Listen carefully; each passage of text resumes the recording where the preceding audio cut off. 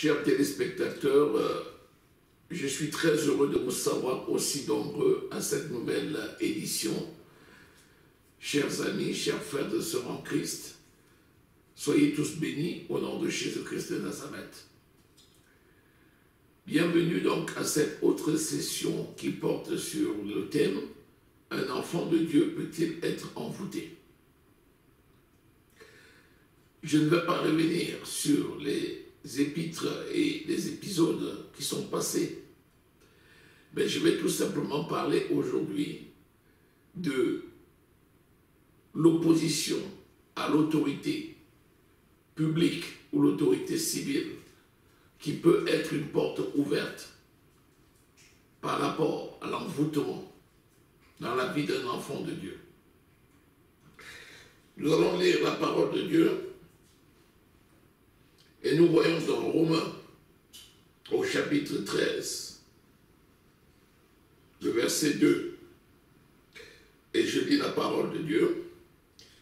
C'est pourquoi celui qui s'oppose à l'autorité résiste à l'ordre que Dieu a établi, et ceux qui résistent à l'ordre que Dieu a établi attireront une condamnation sur eux-mêmes.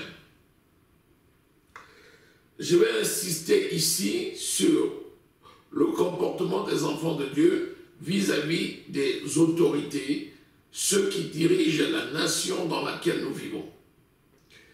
La parole de Dieu nous dit déjà, dans 1 Timothée, au chapitre 2, le verset 1er, « Je vous exhorte avant toute chose à faire toutes sortes de prières pour tous les rois, pour tous ceux qui sont élevés en dignité, afin que vous meniez une vie paisible et tranquille en toute piété et honnêteté. » Donc c'est la volonté de Dieu pour que les enfants de Dieu puissent prier pour la nation, prier pour le pays, prier pour les autorités qui ont été élues.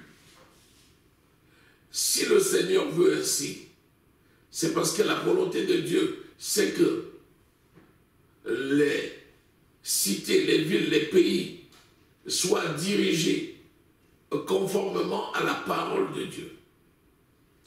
Si vous prenez la Déclaration universelle des droits de l'homme, vous allez lire d'entrée que tous les hommes naissent égaux en droit et en devoir. Ça, c'est emprunté de la parole de Dieu. La volonté de Dieu, c'est justement que tous parviennent à la connaissance de la vérité et soient sauvés. Et comment le monde le connaîtra si ce n'est en passant par les enfants de Dieu? Quand vous lisez Romains, au chapitre 10, le verset 14, il dit « Comment seront-ils sauvés s'ils n'entendent pas parler? Comment entendront-ils parler si personne ne prêche? Comment prêcheront-ils s'ils ne sont pas envoyés ?» Donc, nous, enfants de Dieu, sommes envoyés dans ce monde comme ambassadeurs pour faire connaître l'amour de Dieu. Nous sommes une bénédiction pour les autorités qui gouvernent le pays. D'abord, rien n'interdit aux enfants de Dieu de prendre la direction du pays, d'avoir des responsabilités administratives, politiques. Strictement rien n'empêche les enfants de Dieu de pouvoir jouer un rôle majeur comme maire, comme député ou comme conseils municipaux. Rien n'empêche les enfants de Dieu de jouer un rôle majeur dans l'administration et la direction de la cité. À partir de là, si c'est la volonté, il faut d'abord un changement de mentalité. Parce que les gens ont longtemps opposé politique et nouvelle naissance, politique et foi en Christ. On peut très bien exercer de la politique tout en ayant la foi en Jésus-Christ. Maintenant, nous sommes dans un monde où il y a une séparation de l'État et de la religion, parce que nous vivons dans un monde athée. Et dans ce monde athée, la Déclaration fondamentale des droits de l'homme, qui va se décliner par les constitutions, vont apporter des modifications et un certain nombre de modifications qui sont incompatibles avec la parole de Dieu. Et c'est là que l'attitude d'un enfant de Dieu va changer, va varier en fonction de notre marche et en fonction de notre attachement à la parole de Dieu et à l'esprit de Dieu qui nous conduit. Si je reviens donc à ce texte de base, il nous dit au verset 2, « C'est pourquoi celui qui s'oppose à l'autorité résiste à l'ordre que Dieu a établi, et ceux qui résistent attireront une condamnation contre eux-mêmes. » Et nous continuons à dire, ce n'est pas pour des bonnes actions, mais c'est bien pour des mauvaises que les magistrats sont à redouter. Veux-tu ne pas craindre l'autorité, fais le bien et tu auras son approbation. Donc l'approbation que tu dois avoir, c'est avoir fait le bien qui est conforme à la volonté de Dieu pour la cité et la nation. Le Seigneur nous dit que si nous prions pour notre pays, il guérira le pays. Et donc, les lois qui sont votées au niveau des parlements, ces lois doivent être conformes à la parole de Dieu, qui est une parole universelle. C'est la raison pour laquelle certaines lois qui sont comme des lois, par exemple sociétales, qui sont contraires à des prescriptions de la parole de Dieu, ces lois vont également prévoir des articles pour protéger la personne qui a un problème de conscience ou un problème en lien avec sa spiritualité, a le droit de réserve pour se soustraire, comme les mariages homosexuels. Aucune loi n'oblige l'Église à célébrer un mariage entre deux personnes du même sexe. Parce que dans la Bible, il est écrit que l'homosexualité n'est pas conforme à la volonté de Dieu. Les avortements, il est prescrit dans la Bible, tu ne tueras point. Et donc faire des avortements, c'est contraire à la parole de Dieu. Même si la loi, la Constitution de la République reconnaît les avortements, cette même Constitution prévoit un droit de retrait ou de réserve pour celui qui ne voudrait pas le faire. À partir de là, ceux qui n'ont point reçu Jésus comme Seigneur et Sauveur et qui veulent se livrer à ce genre de pratique vont le faire, encadrés par la loi du pays. De même, ceux qui ont la crainte de l'Éternel et qui refusent de compromettre leur foi en Christ par de tels actes pourraient également se soustraire en laissant le soin que la continuité se fasse avec les praticiens qui veulent bien le faire. Voilà comment est encadrée la loi de la République et voilà comment, en tant qu'enfants de Dieu, nous avons le devoir de nous plier aux exigences de la parole pour servir notre pays et contribuer au développement économique de notre pays.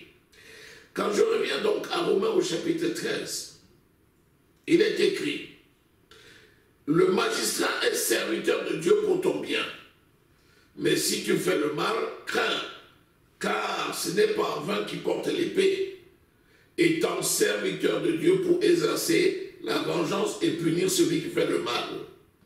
Il est donc nécessaire d'être soumis, et non seulement par crainte de la punition, mais aussi par motif de conscience. Vous voyez? Par motif de conscience. Il est important d'être soumis aux autorités par motif de conscience. Notre conscience va varier selon que nous appartenons à Christ ou pas. Si tu appartiens à Christ, tu auras la conscience que la parole de Dieu te demande d'aimer ton prochain, de préserver la vie. Et donc tu t'abstiendras de nuire à ton prochain et de nuire à la vie. y compris chez les personnes les plus vulnérables. La parole de Dieu nous dit aussi quelque chose de très important. Nous devons participer à la vie de la collectivité. Et il est écrit, il est donc nécessaire d'être soumis. Et au verset 6, c'est aussi pour cela que vous payez des impôts. C'est aussi pour cela que l'on paye des impôts. Donc il est légitime pour un enfant de Dieu qui travaille dans le pays qui l'accueille, qui vit avec les revenus issus de son travail, de déclarer ses impôts et de les payer. C'est très important. Si quelqu'un se soustrait à l'obligation de payer ses impôts, il résiste contre l'autorité et il n'est point dans la volonté de Dieu. La question avait été posée à Jésus. Faut-il payer les impôts? Jésus, dans toute sa sagesse et toute sa splendeur, a demandé une pièce d'argent. C'était à l'époque de l'empereur romain, César. Et il a montré l'argent et il a posé la question à ceux qui lui posaient la question. C'était les pharisiens, c'était un piège. De qui est l'effigie? Ils ont dit de César. Il a dit, rendez à César ce qui appartient à César et à Dieu ce qui appartient à Dieu. Il est légitime de payer les impôts. Il est légitime de financer aussi l'œuvre de Dieu. Et l'État même d'ailleurs l'aide, plus que des subventions sont accordées. Les subventions sont indirectes parce que l'État déduit des impôts, les dons qui sont faits aux associations culturelles, participant ainsi à la vie des cultes. À partir de là, chaque citoyen qui a une vie associative doit également participer à la vie de l'association dont elle dépend en apportant des aides volontaires. Et c'est ce qui se passe dans toutes les églises. Et de même, pour participer à la vie de la nation, chacun doit payer ses impôts. Vous voyez, si on est fidèle à la parole de Dieu, on peut rester en adéquation complète avec la parole de Dieu. On peut être agréable à Dieu tout en étant en règle avec l'autorité qui dirige le pays. Alléluia. Il dit, si vous devez le tribut, la crainte à qui vous devez la crainte, l'honneur à qui vous devez l'honneur. Rendez à tous ce qui leur est dû. Tu dois participer à la vie démocratique de ton pays en participant aux élections. Tu as la liberté de choisir. Mais si tu t'opposes à ce droit légitime, ce n'est pas bon. Tu peux t'abstenir, mais tu dois aller voter. Tu dois également contribuer au développement économique de ton pays, par la qualité de ton travail, par ton investissement. Mais tu dois également contribuer au rayonnement de l'Église dans ton pays. Si tu rejettes la loi de ton pays, et si tu rejettes, que tu as rejeté aussi la loi de Dieu. Voilà pour la raison pour laquelle certaines personnes arrivent dans une nation comme un pays qui les accueille et ils ne prospèrent pas. Tout simplement parce qu'ils ont rejeté le pays et sa loi. Non, ne rejette jamais le pays et sa loi. Autre chose, chaque enfant de Dieu est une bénédiction pour le pays. Si tu pries pour ton pays, tu es exaucé par le Seigneur qui va guérir ton pays des fléaux qui minent ton pays, qui va le guérir de tous ces maux qui le minent. À partir de là, tu dois aimer ton pays. Tu ne peux pas dire que tu aimes ton pays et parler mal de ses dirigeants.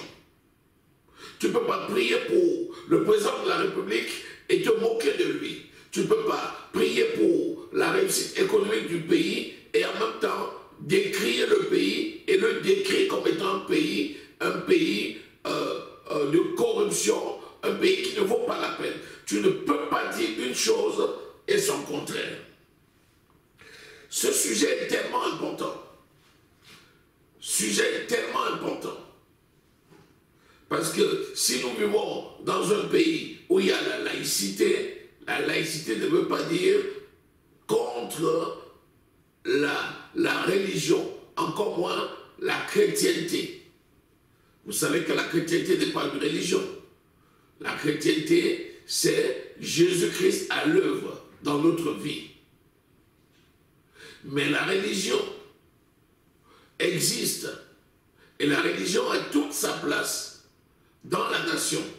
Et par conséquent, il est important en tant qu'enfant de Dieu de demeurer fidèle au Seigneur, d'observer les règles qui régissent la nation, de contribuer au rayonnement de notre pays, de contribuer à la croissance de ce pays et de rendre le témoignage digne d'un enfant de Dieu.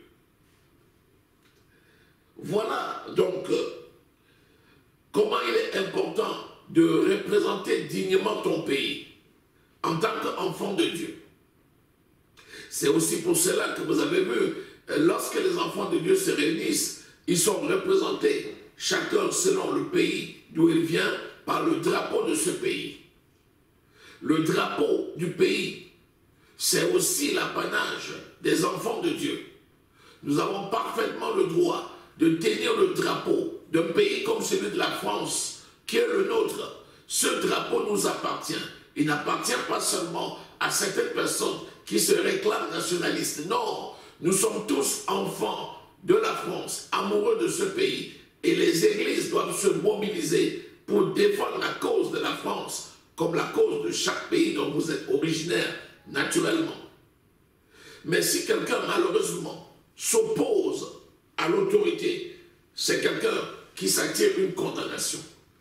Dieu ne va jamais cautionner les comportements marginaux, les gens qui se mettent en retrait de la loi de la République, les gens qui vivent en autarcie et qui ne contribuent pas au rayonnement de leur pays. Ceux-là, ils s'attirent une condamnation. Si quelqu'un manque à ses obligations et qui prétend faire l'objet d'une persécution, la personne se trompe.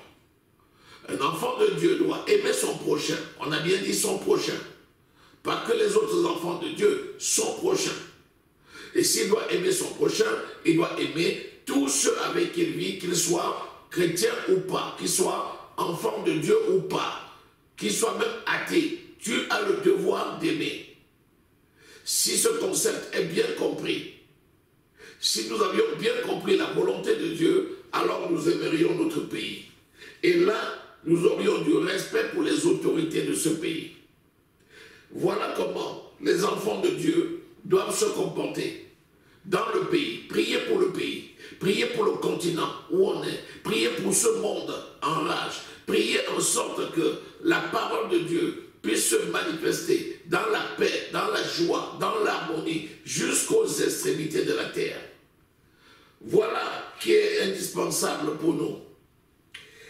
La parole de Dieu dit, ne devez rien à personne, ça c'est le verset 8, si ce n'est de vous aimer les uns les autres, car celui qui aime a accompli la loi de Dieu. L'amour de son prochain est capital. L'amour de son prochain est indispensable. L'amour de son prochain est indispensable. Et le respect de l'autorité est quelque chose de formidable. Voilà qui est dit. À nous maintenant de mettre en pratique cette parole de sagesse. Que la grâce de l'Éternel, mon Dieu, l'amour de Dieu le Père, demeure le lot et le partage de tous ceux qui m'écoutent. Que la fatalité ne soit point ton lot. Regarde à l'Éternel qui est le Dieu de ton élévation. Ne cherche pas les boucs émissaires, mais compte sur l'Éternel ton Dieu. C'est lui qui élève. Personne ne peut t'abaisser, car si Dieu ouvre les voies, personne ne peut les fermer. Attache-toi à l'Éternel, mon Dieu, rends le témoignage du sacrifice de Jésus-Christ à la croix, fais connaître qui est Jésus et son amour pour ce monde, aime ton pays, prie pour lui et que le Seigneur te bénisse. Au nom de Jésus. Amen.